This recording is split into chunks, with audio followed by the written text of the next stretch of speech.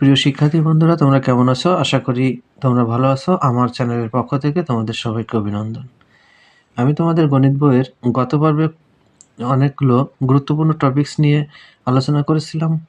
যারা আমার পূর্বের পর্বটি দেখোনি, আগের পর্বটি, তারা আগের পর্বটি দেখে আসবে এবং এই পর্বে আমরা আরও কিছু গুরুত্বপূর্ণ বিষয় নিয়ে আলোচনা করব। যেখানে প্রথমে যেটা আলোচনা করব সেটা হচ্ছে দশমিক ভগ্নাংশ অর্থাৎ ডেসিমাল ফ্র্যাকশনস। এখান থেকে আমরা আলোচনা করব। তো এখানে বলা আছে প্রত্যেক বাস্তব সংখ্যাকে দশমিক ভগ্নাংশে প্রকাশ করা যায়, যেমন 2 সমান 2.0, 2/5 0.4, 3 সমান 0.33, এভাবে ডট ডট আছে, অর্থাৎ আরও সংখ্যা আছে ইত্যাদি। তো দশমিক ভগ্নাংশ 3 প্রকার, একটা হচ্ছে সসীম, আবৃত এবং আরেকটা হচ্ছে অসীম দশমিক ভগ্নাংশ। সসীম দশমিক হচ্ছে যাদের গণনা করে শেষ করা যায়, দশমিকের পরের অঙ্ক সংখ্যা গণনা করে শেষ করা যায়, সেটা হচ্ছে সসীম।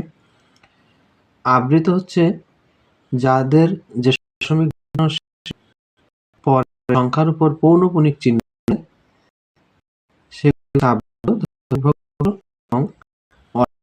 এবং এই সকল ভগ্নাংশ, যে সকল ভগ্নাংশের দশমিকের পরের অঙ্ক সংখ্যার গণনা করে শেষ করা যায় না।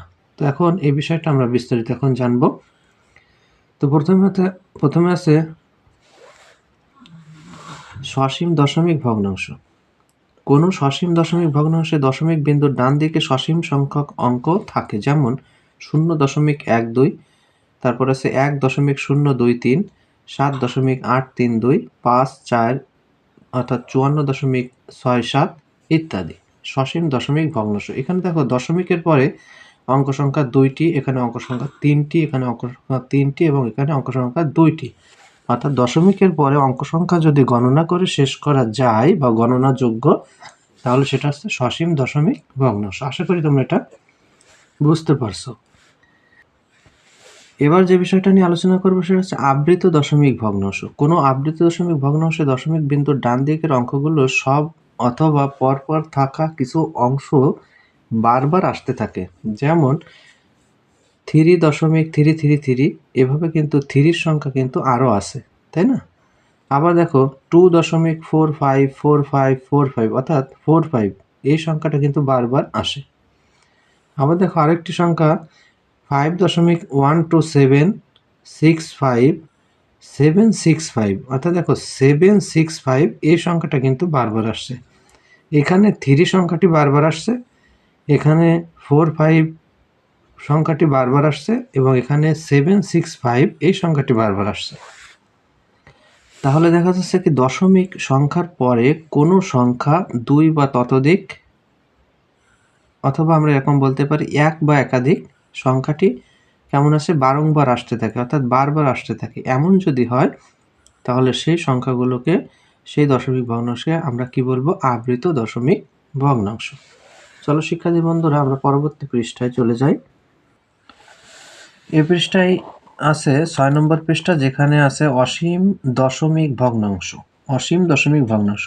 কোনো অসীম দশমিক ভগ্নাংশে দশমিক বিন্দুর ডান দিকের অঙ্ক কখনো শেষ হয় না, অর্থাৎ দশমিক বিন্দুর ডান দিকের অঙ্কগুলো সসীম হবে না এবং অংশবিশেষ বারবারও আসবে না। তাহলে দুটো বিষয়, একটা হচ্ছে সসীম হবে না, আবার যেহেতু সসীম হবে না, আর একটা শর্ত হচ্ছে বলছে কি বারবার, অর্থাৎ অংশগুলো কি হবে, বারবার আসবে না। এমন যদি হয় তাহলে সেগুলোকে বলা হয় অসীম দশমিক ভগ্নাংশ। যেমন মনে করো √2, √2 মান আছে 1.4142135624 এবং আরও সংখ্যা আছে।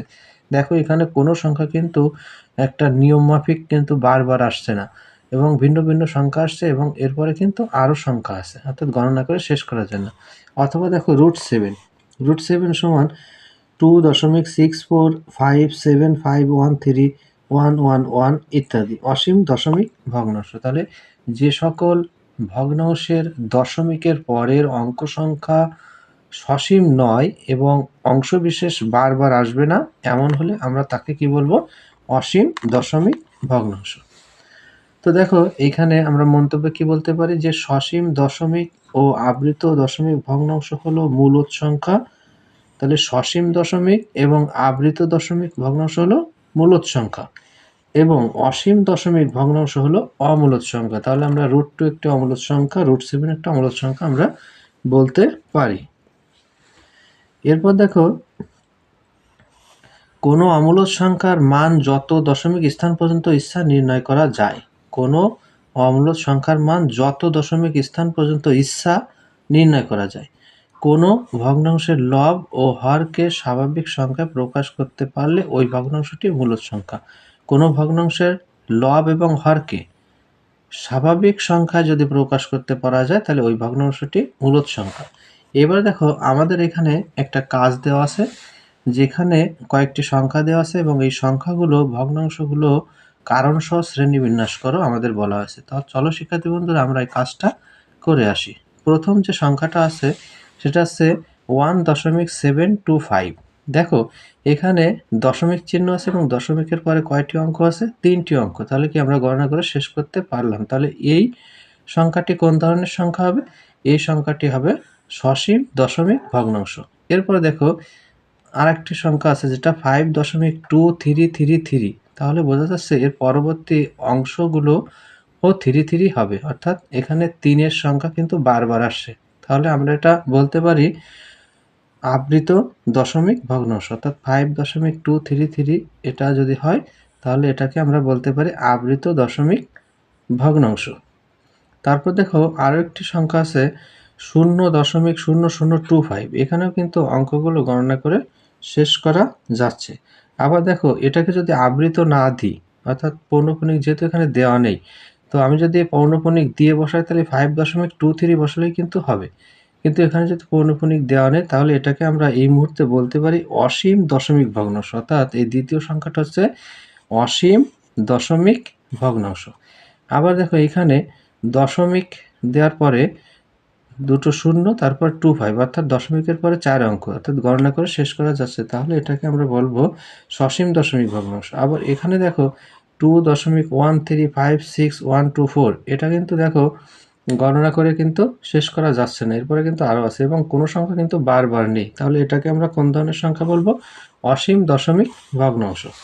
আবার দেখো এখানে বলা আছে 0.01050105।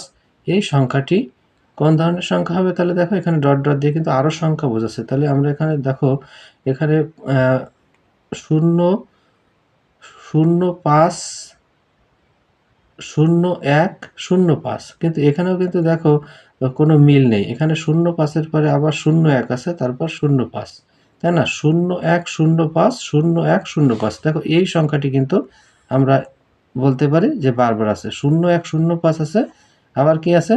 0.105।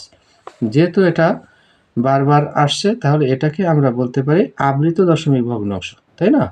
তাহলে কোন জিনিসটা বারবার আসছে এখানে? দেখো 0.105, তাহলে এটা আছে আবৃত দশমিক ভগ্নাংশ।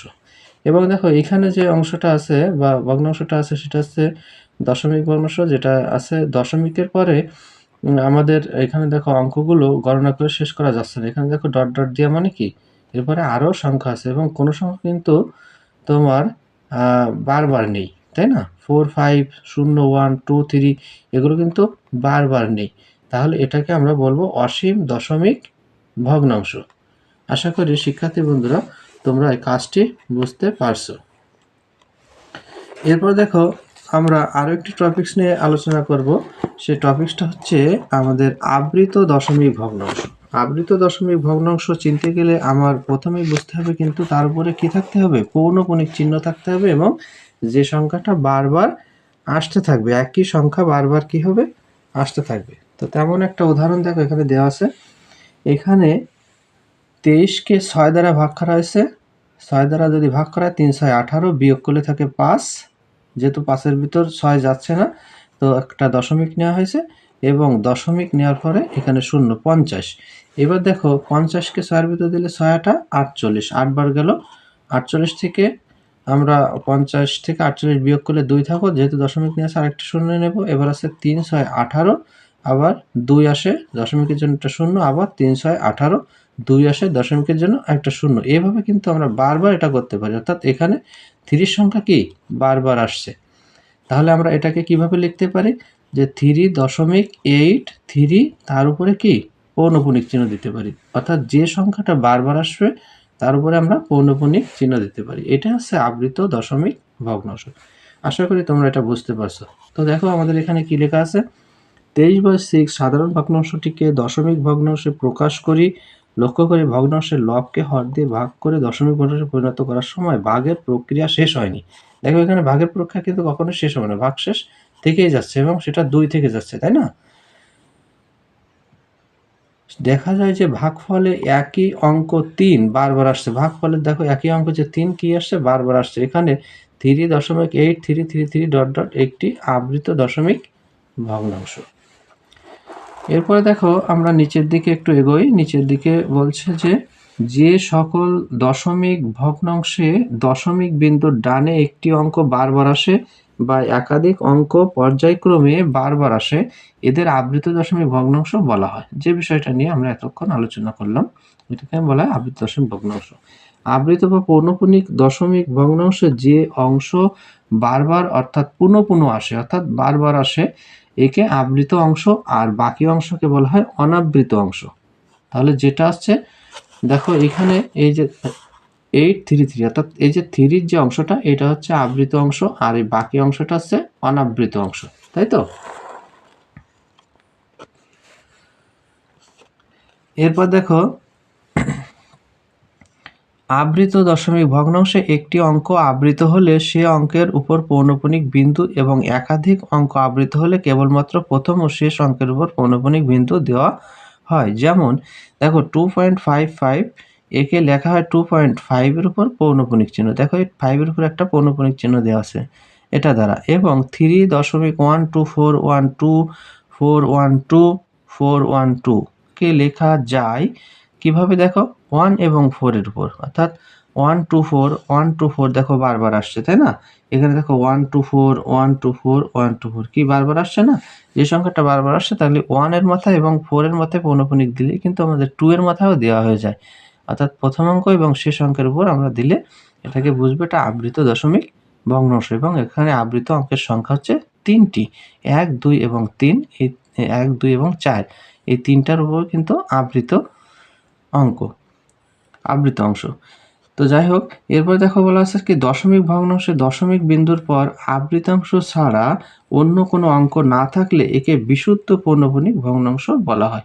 এবং পৌনঃপুনিক দশমিক ভগ্নাংশে দশমিক বিন্দুর পর আবৃতাংশ ছাড়া এক বা একাধিক অঙ্ক থাকলে একে মিশ্র পৌনঃপুনিক ভগ্নাংশ বলা হয়। যেমন 1.3 মাথায় পৌনঃপুনিক, দেখো দশমিকের পরে কিন্তু একটা অঙ্ক আছে যেটার মাথায় পৌনঃপুনিক, এমন কোনো অঙ্ক নেই যার মাথায় পৌনঃপুনিক নেই, তাহলে এটা হচ্ছে বিশুদ্ধ পৌনঃপুনিক। আবার দেখো আরেকটা উদাহরণ দিয়েছে যে 4.2351112, অর্থাৎ দেখো 1 এবং 2 এর উপর পৌনঃপুনিক আছে, কিন্তু বাকি যে সংখ্যাগুলো আছে দশমিকের পরে যে 2351 এই চারটের মাথায় কিন্তু পৌনঃপুনিক নেই, তাহলে এটাকে আমরা কি বলবো, মিশ্র পৌনঃপুনিক ভগ্নাংশ। আশা করি তোমরা এটা বুঝতে পারছো। এবার আমরা 7 নম্বর পৃষ্ঠা থেকে আলোচনা করব। 7 নম্বর পৃষ্ঠায় আছে ভগ্নাংশের হরে 2 5 ছাড়া অন্য কোনো মৌলিক গুণনীয়ক বা উৎপাদক থাকলে সেই হর দ্বারা লবকে ভাগ করলে কখনো নিঃশেষে বিভাজ্য হবে না। দেখো একটা বিষয় বলে দিচ্ছে যে ভাগশেষের হরে, তাই না, না ভগ্নাংশের হরে, দেখো ভগ্নাংশের হরে কি কি থাকতে হবে, 2 এবং 5 ছাড়া অন্য কোনো মৌলিক গুণনীয়ক থাকলে সেই হর দ্বারা লবকে ভাগ করলে কখনো নিঃশেষে বিভাজ্য হবে না। এটা কিন্তু আমাদের মনে রাখতে হবে, 2 এবং 5, তাই না? যেহেতু পর্যায়ক্রমে ভাগ শেষে 1 2 এভাবে ... 9 ছাড়া অন্য কিছু হতে পারে না, সেহেতু এক পর্যায়ে ভাগশেষগুলো বারবার একই সংখ্যা হতে থাকবে। আবৃতাংশের অঙ্ক সংখ্যা সবসময় হরে যে সংখ্যা থাকে এর চেয়ে ছোট হয়। তাহলে কি বলছে এখানে, দেখো যে আবৃতাংশের যে অঙ্ক সংখ্যা তা সবসময় কি হবে, হরে যে সংখ্যা থাকে এর চেয়ে ছোট হয়। আমরা এখন উদাহরণ 3টা দেখব। এখানে আছে উদাহরণ 3-এ 3/11 ও 95/37কে দশমিক ভগ্নাংশে প্রকাশ করো।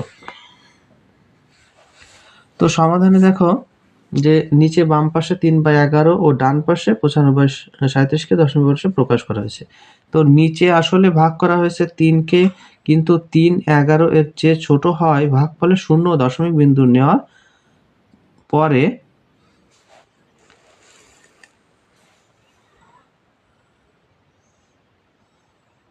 নেওয়ার পরে 3-এর ডানে 0 বসিয়ে 30 নেওয়া হয়েছে, তাই না? 30 হয়েছে।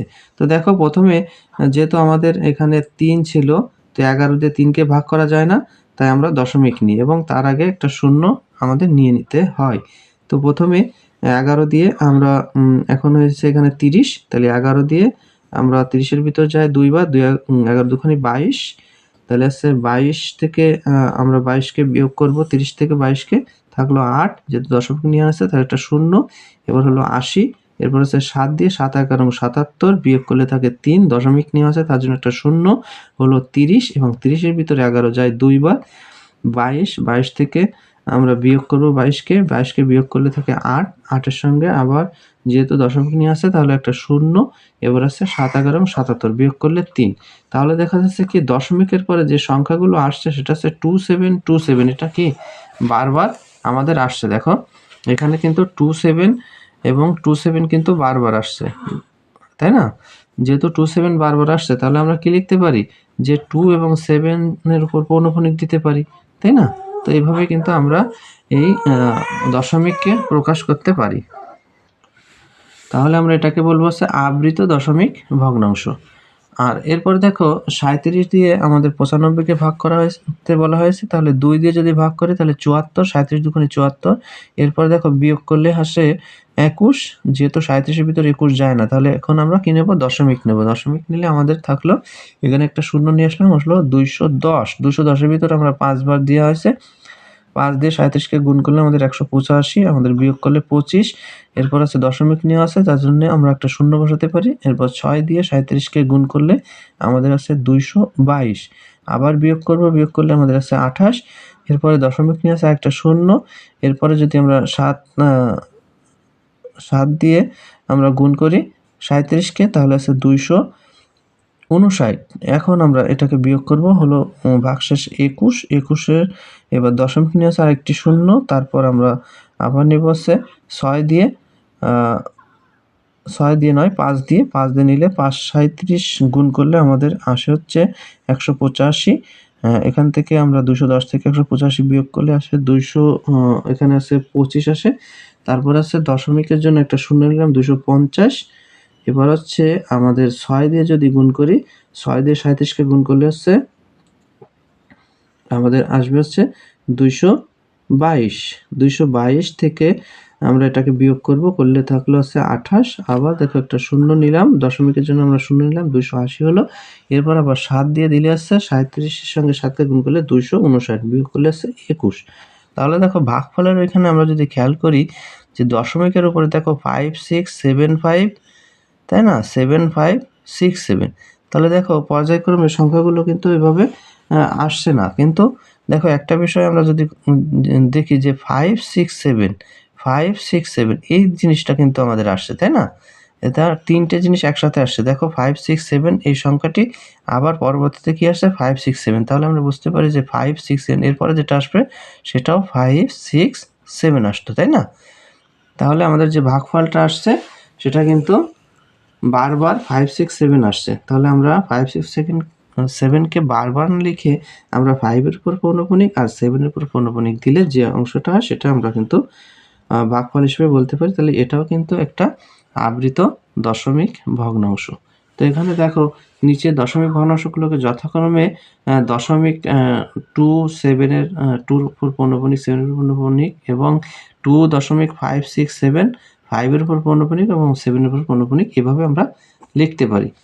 এরপরে দেখো যেটা আছে আমাদের যে টপিকসটা আছে সেটা বলছে কি যে আবৃত দশমিক ভগ্নাংশকে সাধারণ ভগ্নাংশে পরিবর্তন। এখন আমরা কি শিখবো যে আবৃত দশমিক ভগ্নাংশ সাধারণ ভগ্নাংশে পরিবর্তন। একটু আগে যেটা শিখছি সেটা হচ্ছে সাধারণ ভগ্নাংশ থেকে আবৃত দশমিক ভগ্নাংশে পরিবর্তন, আর এখন কি শিখবো তার উল্টো, তাই না? আবৃত দশমিক ভগ্নাংশ দেওয়া থাকবে তোমাকে, আর কি নির্ণয় করতে হবে? সাধারণ ভগ্নাংশে পরিবর্তন করতে হবে।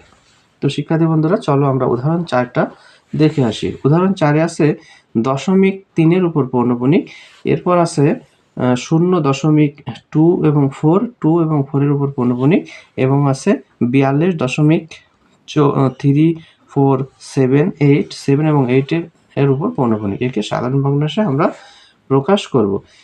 এখানে তো দেখো যে নিচে 0.3, 0.24 এবং 42.3478 কে সাধারণ ভগ্নাংশে পরিণত করা হয়েছে। চলো শিক্ষার্থী বন্ধুরা, আমরা পরবর্তী পৃষ্ঠা দেখে আসি। সুপ্রিয় শিক্ষার্থী বন্ধুরা, এই পৃষ্ঠায় আমরা দেখতে পাচ্ছি যে প্রথম যে অঙ্কটা আছে যে 0.3 এবং 3 মাথায় পৌনঃপুনিক, এটার আমরা সাধারণ ভগ্নাংশে প্রকাশ করবো। তো প্রথমে আমরা যেটা লিখবো যে অঙ্কটাকে আমাদের সাধারণ ভগ্নাংশে প্রকাশ করতে হবে সেটা লিখে, এবং যার মাথায় পৌনঃপুনিক আছে তাকে আমরা বেশ কয়েকবার লিখবো, 4 বার বা 5 বার এভাবে আমরা লিখবো।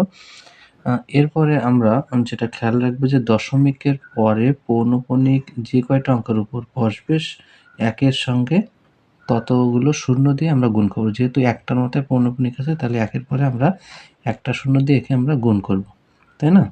তো 0.3 মাথায় পৌনঃপুনিক, তার সঙ্গে 10 দিয়ে যদি গুণ করি, তাহলে ঠিক এভাবে এই অংশটা আমরা এখানে 10 দিয়ে গুণ আকারে বসালাম, এবং যদি 10 দিয়ে গুণ দিই তাহলে দেখো দশমিক বিন্দুটা আমাদের এক অঙ্ক ডানে সরে যায়। সেভাবে কিন্তু আমরা এখানে বসাইছি, অর্থাৎ আমরা প্রথমে 10 দিয়ে গুণ দেবো, তাই না? 10 দিয়ে গুণ দেওয়ার নিয়মটা হচ্ছে কি বললাম?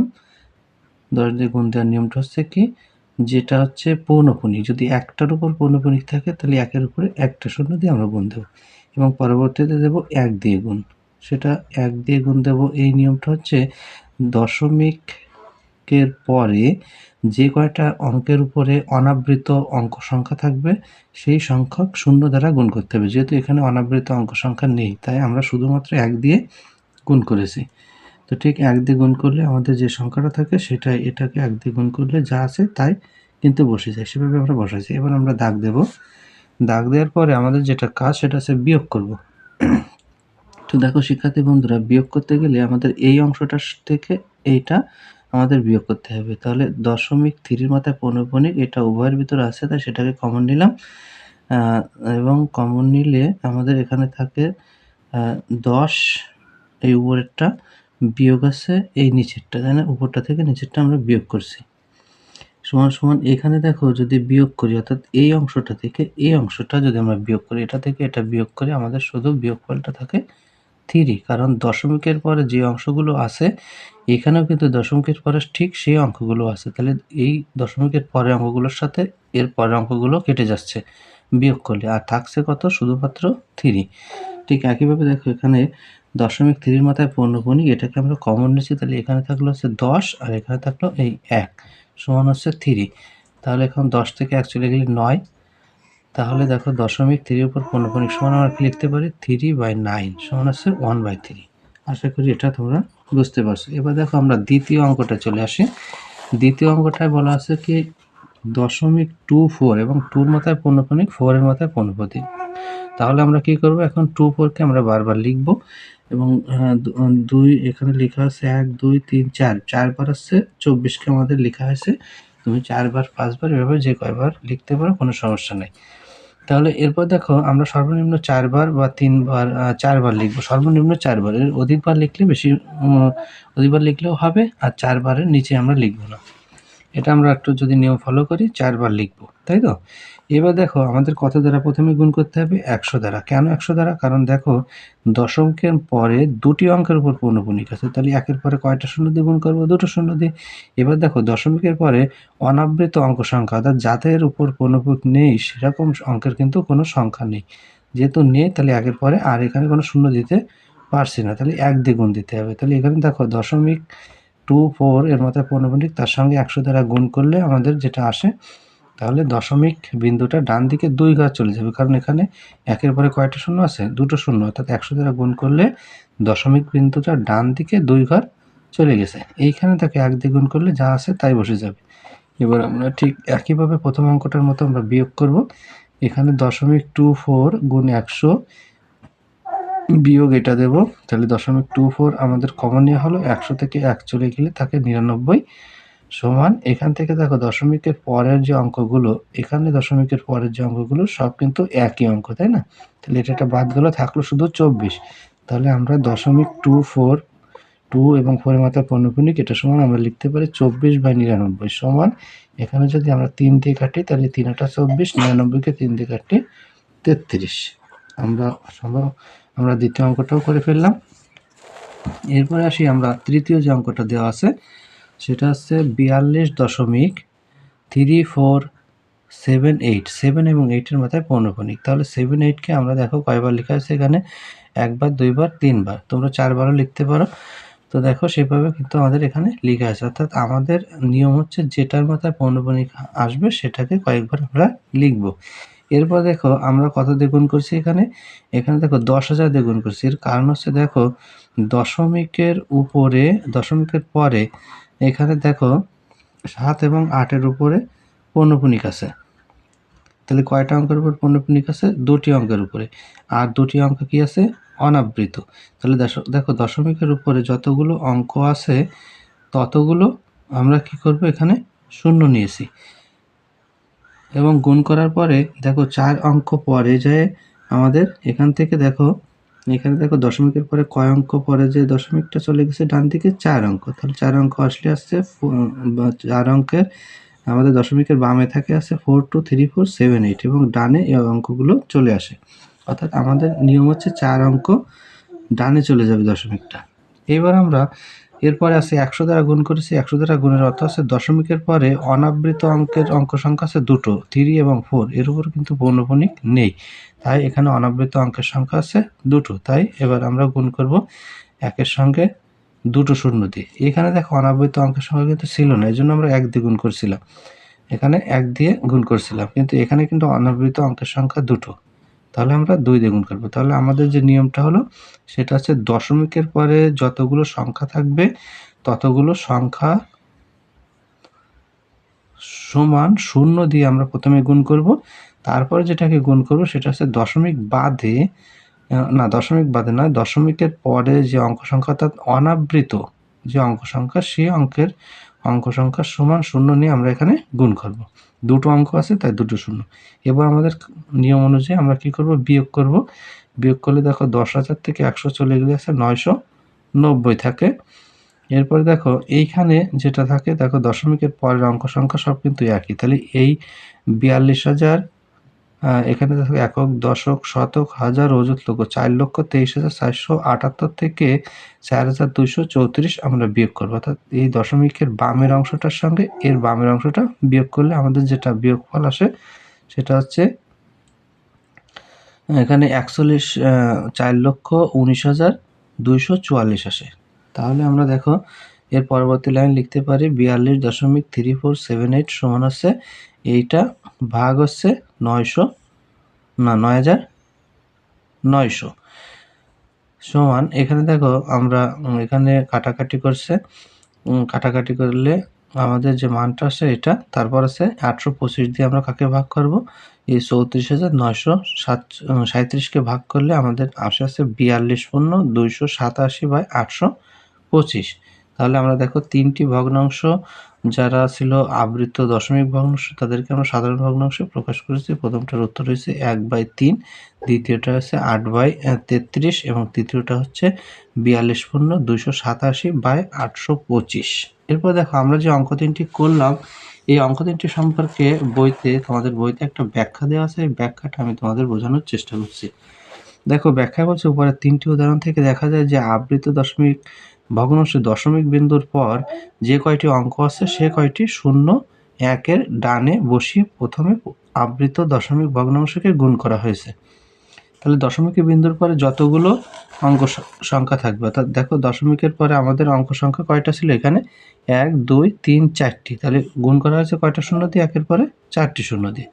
এর পরবর্তী যে নিয়মটা বলছে যে আবৃত দশমিক ভগ্নাংশে দশমিক বিন্দুর পর যে কয়টি অনাবৃত অঙ্ক আছে সে কয়টি 0 1-এর ডানে বসিয়ে আবৃত দশমিক ভগ্নাংশে গুণ করা হয়েছে। দেখো পরবর্তীতে দেখো 100 দিয়ে গুণ করা হয়েছে। এর কারণটা কি? এর কারণটা হচ্ছে কি দশমিক বিন্দুর পরে অর্থাৎ ডান দিকে কয়টি অঙ্ক 3 এবং 4 এর উপর দেখো কোনো পৌনঃপুনিক নেই। তাহলে এই অংশটা কিন্তু অনাবৃত অংশ।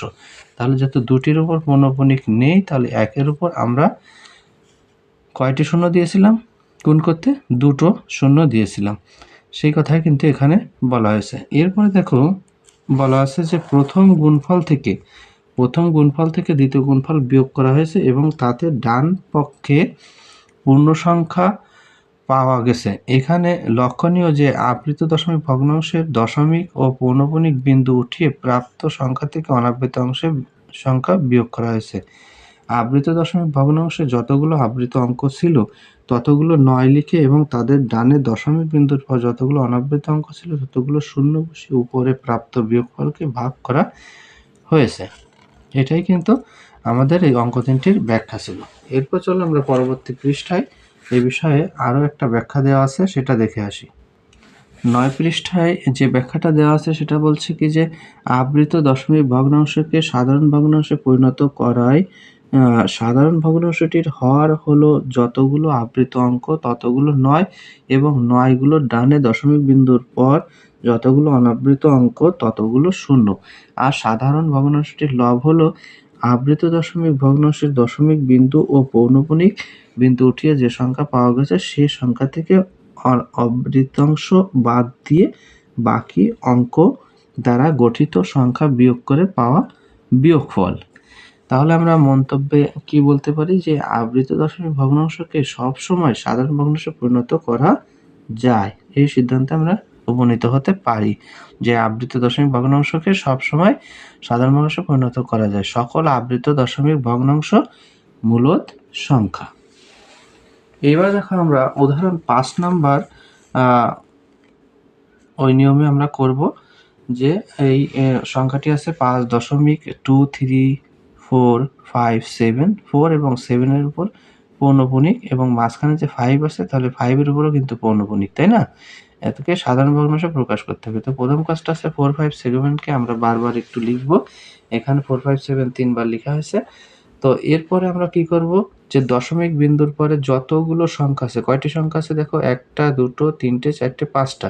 তাহলে 1 এর পরে আমরা কয়টি শূন্যতে গুণ করব? প্রথমে 5টা শূন্য। এরপরে আমরা গুণ করব কি কয়টি সংখ্যা দ্বারা? 1 2 অর্থাৎ কয়টি শূন্য দ্বারা গুণ করব? 2টো শূন্য দ্বারা। কারণ দেখো দশমিকের পরে 2টি অঙ্কের উপর পৌনঃপুনিক নেই। তাহলে 1 এর উপর আমরা 2টো শূন্য দ্বারা গুণ করব। গুণ করে এখন আমরা কি করব?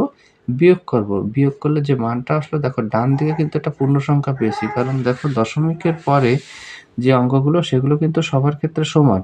কিন্তু বামে যে অঙ্কটা আছে দশমিকের বামে এই অঙ্কটা বিয়োগফল কিন্তু আমাদের একটা পূর্ণ সংখ্যা আসছে।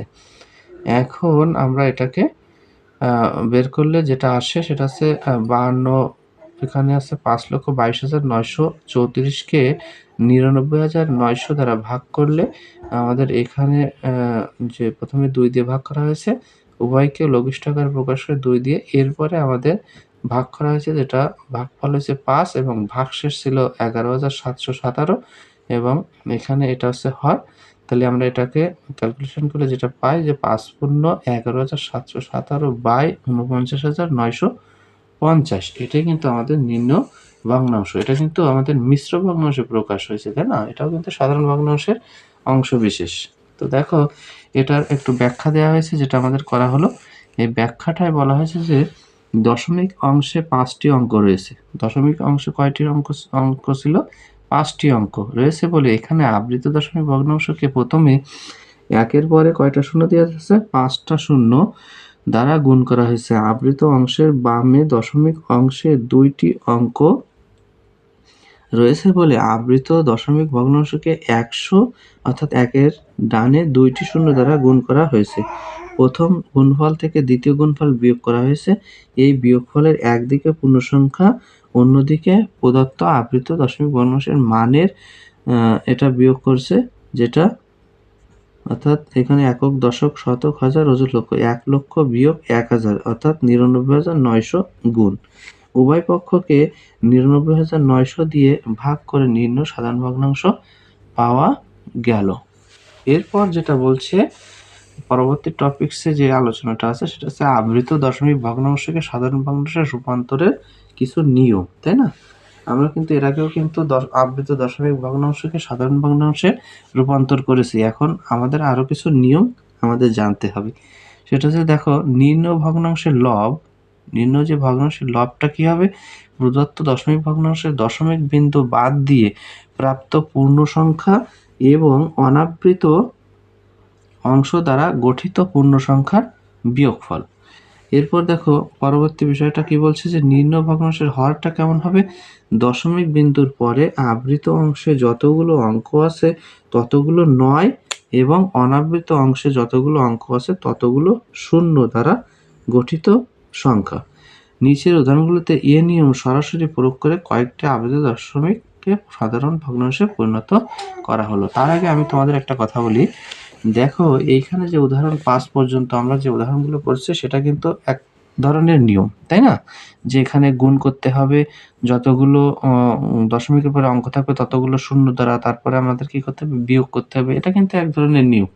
এবং এখন আমরা অন্য একটি নিয়মের এই অঙ্কই কিন্তু করব, কিন্তু অন্য নেবে, এবং সেটা একটু শর্টকাট এবং সহজ।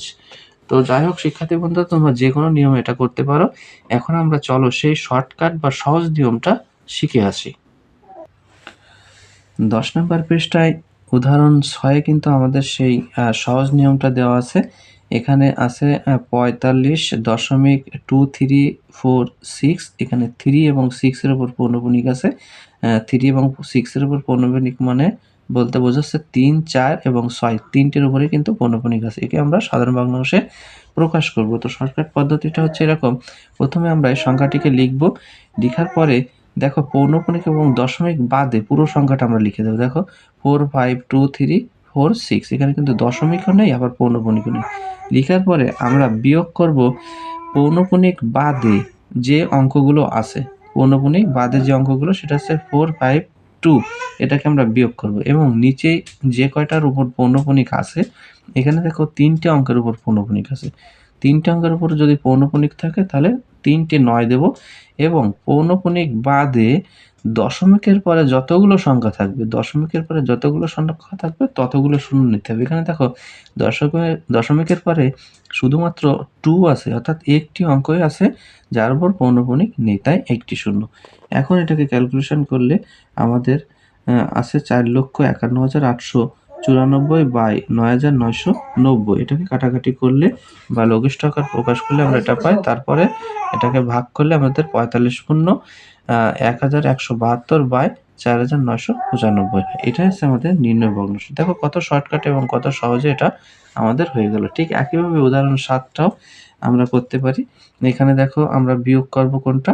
বিয়োগ করব হচ্ছে পৌনঃপুনিক বাদে যে অঙ্ক সংখ্যা আছে, অর্থাৎ 32, সেটা করব। এবং নিচে কি করব? নিচে আছে যে কয়টার উপর পৌনঃপুনিক আছে সেই কয়টা 9, যাদের উপর নেই সেই কয়টা 0। দেখো দশমিকের উপরে কিন্তু কোনো অঙ্ক নেই যাদের উপর পৌনঃপুনিক নেই, অর্থাৎ সবার উপরে কিন্তু পৌনঃপুনিক আছে। এখানে দশমিকের পরে 3টি সংখ্যা, 3টির উপরে পৌনঃপুনিক আছে, 3টে নয়। তাই আমাদের এখানে কিন্তু 0 দিতে পারছে না, কারণ দশমিকের উপর কোনো অঙ্ক অনাবৃত নেই। তাহলে এরপরে দেখো একইভাবে আমরা 32কে বিয়োগ করলে যেটা পাই 32,535 বাই 999। এটাকে লঘিষ্ঠ আকার প্রকাশ করব। আর একটা বিষয় তোমাদের বলে রাখি, যখন আমরা লঘিষ্ঠ আকার প্রকাশ করব তখন উপরের লব এবং হরের দিকে খেয়াল করে যদি দেখি দুটোই বেজোড় সংখ্যা, তাহলে আমরা 3, 5, 7 এই সংখ্যাগুলো দ্বারা লঘিষ্ঠ ভাগ করব। ভাগ করলে লঘিষ্ঠ আকার হয়ে যাবে। আর যদি জোড় অঙ্ক থাকে, অর্থাৎ মনে করো এখানে 35 না থেকে লাস্টে কত থাকলো? 36। আর এখানে মনে করো 999 না থেকে 9,990 থাকলো, অর্থাৎ একটা 0 থাকলো, তাহলে দুটোই জোড়। যদি এরকম দুটোই জোড় থাকে তাহলে আমরা সবসময় 2 অথবা 4 বা 6 এইসব জোড় সংখ্যা দিয়ে ভাগ করব, তাই না? তাহলে আমাদের লঘিষ্ঠ আকার করতে সুবিধা হবে। এরপর যখন দেখবো যে আর লঘিষ্ঠ আকার হচ্ছে না, তখন আমরা কি করব? ভাগ করে দেব। ভাগ করলে আমাদের একটা পূর্ণ সংখ্যা আসবে এবং ভাগশেষ থেকে যাবে, সেটাকে আমরা উপরে লিখব। যেটা ভাগশেষ থাকবে সেটাকে আমরা উপরে লিখব, সেটা হবে লব, তাই না? 32 পূর্ণ 21 বাই 37 হচ্ছে এই অঙ্কের উত্তর। এরপর দেখো আমাদের একটা কাজ আছে, আমরা এই কাজগুলো করলে আশা করি শিক্ষার্থী বন্ধুরা তোমরা সবাই এই আবৃত দশমিক ভগ্নাংশকে সাধারণ ভগ্নাংশে কিভাবে প্রকাশ করতে হয় সেটা খুব সহজে বুঝে যাবে। দেখো প্রথম যে কাজটা আছে সেটা আছে 0.0.41 4 এর উপর পৌনঃপুনিক 1 এর উপর পৌনঃপুনিক। তাহলে এটাকে আমরা কি লিখব প্রথমে? প্রথমে আমরা দশমিক বাদের সংখ্যাটা লিখব। দশমিক পৌনঃপুনিক কোনোটাই কিন্তু প্রথমে লিখব না। অর্থাৎ যে সংখ্যাগুলো আছে সেই সংখ্যাগুলো লিখলাম। শূন্যকে কিন্তু প্রথমে লিখলাম না, কারণ শূন্য কিন্তু আগে দিলে লিখা না লেখার সমান, অর্থাৎ শূন্যের কোনো দাম নেই। এরপরে দেখো 41 থাকলে এবার বিয়োগ করতে হবে কত? বিয়োগ করতে হবে পৌনঃপুনিক বাদে যে সংখ্যাগুলো আছে। আসলে কি আছে কিছু? কিছুই নেই। তাহলে যেহেতু কিছুই নেই তাহলে আমরা শূন্য বসাতে পারি। শূন্য বিয়োগ করতে পারি। আমরা কোনো কিছু নাও দিতে পারি। কিন্তু তারপরেও আমরা শূন্যকে দিলাম। তাই তো? এরপরে নিচে আসবে কি? নিচে আসবে যে কয়টির উপর পৌনঃপুনিক চিহ্ন আছে সেই কয়টি ৯, আর যাদের উপর পৌনঃপুনিক নেই ততগুলো শূন্য। কিন্তু এখানে দেখো পৌনঃপুনিক নেই এমন সংখ্যা নেই, তাহলে শুধু ৯৯। তাহলে আমাদের যেটা আসছে সেটা হচ্ছে 41/৯৯। এটাই কিন্তু আমাদের সাধারণ ভগ্নাংশে প্রকাশ করা হয়ে গেল। এরপরে দেখো আমাদের পরবর্তী যে অঙ্কটা আছে, পরবর্তী অঙ্কটা হচ্ছে 3.04623। তাহলে দেখো ৬ এর উপর পৌনঃপুনিক এবং আছে ৩ এর উপরে পৌনঃপুনিক। তাহলে আমার বুঝতে হবে ৬, ২, ৩ তিনটের উপরে পৌনঃপুনিক আছে। তাহলে প্রথম কাজটা কি? আমাদের প্রথমে সব সংখ্যাগুলো আমরা পর্যায়ক্রমে বসায় দেব। আমরা বসায় দিলাম। এরপর আমরা কি করব? বিয়োগ করব। কাকে বিয়োগ করব?